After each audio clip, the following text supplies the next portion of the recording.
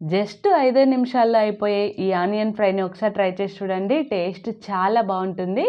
ఏదైనా సింపుల్గా వెరైటీగా తినాలనుకున్నప్పుడు కానీ లేదంటే వంట చేసే టైం లేనప్పుడు ఇది ట్రై చేసి అన్నంలో పెట్టుకొని తినండి. చాలా టేస్టీగా ఉంటుంది. దీనికోసం 1 టేబుల్ స్పూన్ నూనె, ఇందులోకే కొద్దిగా వెల్లుల్లిని కూడా వేసుకొని లో ఫ్లేమ్లో ఇవి ఇలా కలర్ మారేంత వరకు ఫ్రై చేసుకొని పక్కకు పెట్టుకోండి.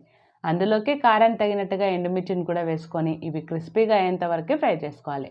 అందులోకే 2 ఉల్లిగడ్డని ఇలా సన్నగా స్లైసెస్ లాగా కట్ చేసుకొని 2 నిమిషాల పాటు ఫ్రై చేసుకొని తీసుకోండి. ముందుగా మనం ఫ్రై చేసుకున్న ఎండుమిర్చిని ఈ విధంగా చేతితోని మెత్తగా మ్యాష్ చేసుకోవాలి. మీరు ఎండుమిర్చిని కావాలంటే మెత్తగా మిక్సీ అయినా పట్టుకోవచ్చండి. ఇలా నచ్చని వాళ్ళు ఇలా మ్యాష్ చేసుకున్న తర్వాత ఫ్రై చేసుకున్న వెల్లుల్లిని కూడా వేసుకొని మెత్తగా మ్యాష్ చేసుకోండి.